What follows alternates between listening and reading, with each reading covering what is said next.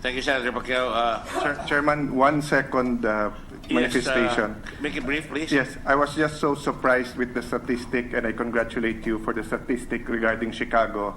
And we're not judging the United States, but but if the human rights record of the United States is so bad, I think we should review the Philippines giving aid to the U.S. and stop it in the meantime.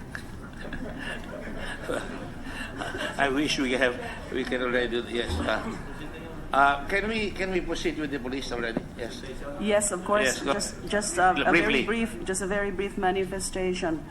I reserve my right to ask questions or to interpellate Police Director General Ronald De La Rosa after all of the invited resource persons have spoken or have. The lady doesn't have to make any reservation. We will recognize her. Thank you. And let's be careful, please, about figures.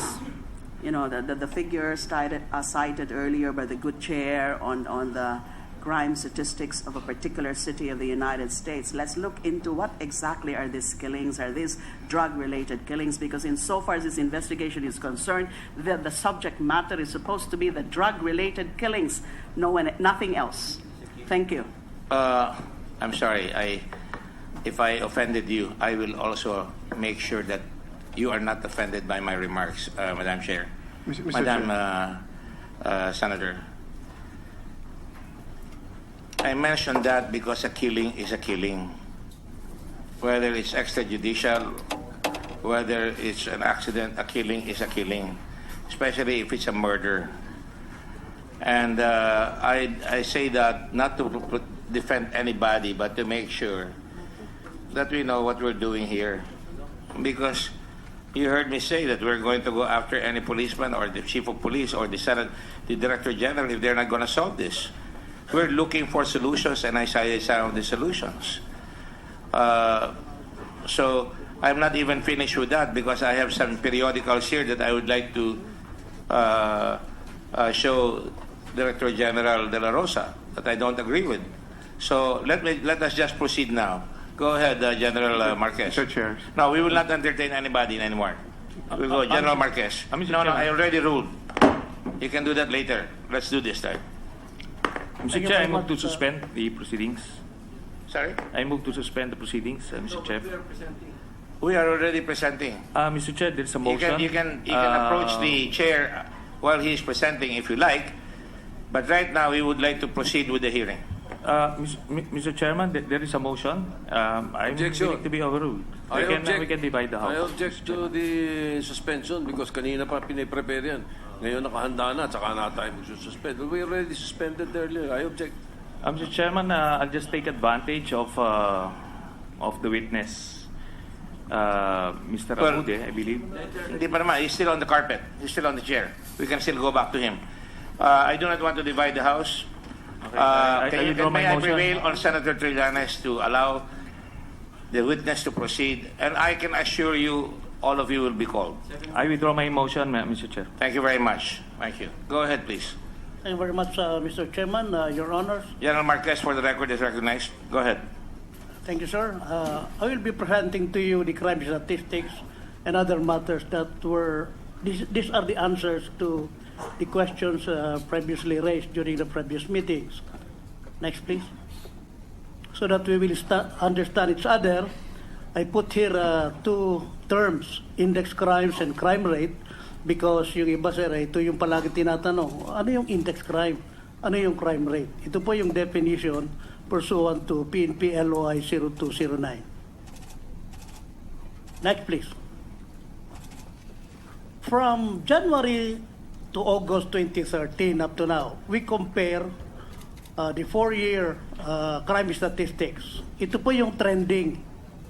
So, pababa ng pababa, yung pong blue, yun yung index crime na sinabi ko po doon sa definition. Next. This is actually the gist of everything.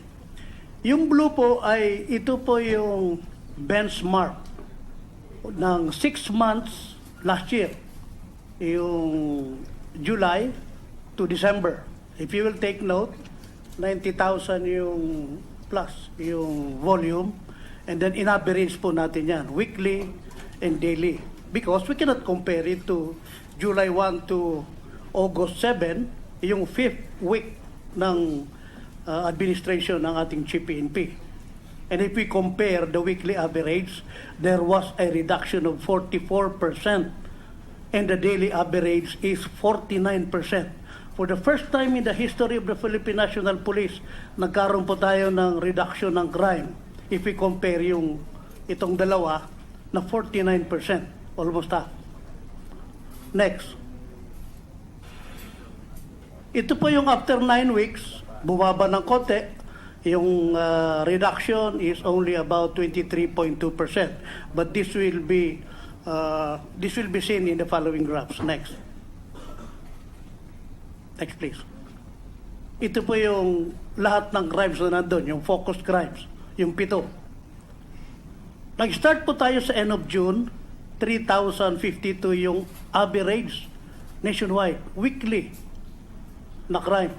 Bumaba po ito on the 5th week ng assumption ng administration ni Chief PNP ng 1942 and nag-level doon sa 9th week.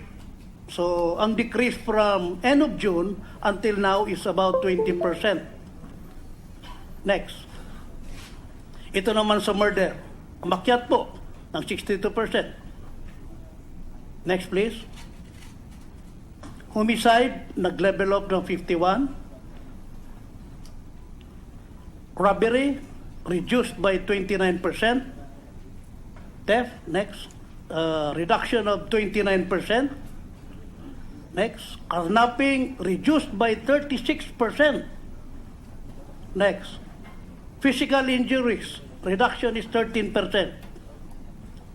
Now, if we take a look at the crime trend, quarterly po ito, since January 2013 up to September of this year, ito po yung trending.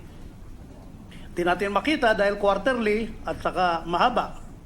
Yung pong bar, yung column, yung vertical na guhit, kasi po yung sa kaliwa ay based from the reports that we got from the PROs or Police Regional Offices, and ito pong sa kanan ay based on our e-blotter or CRAS, Crime Incident Recording and Analysis System.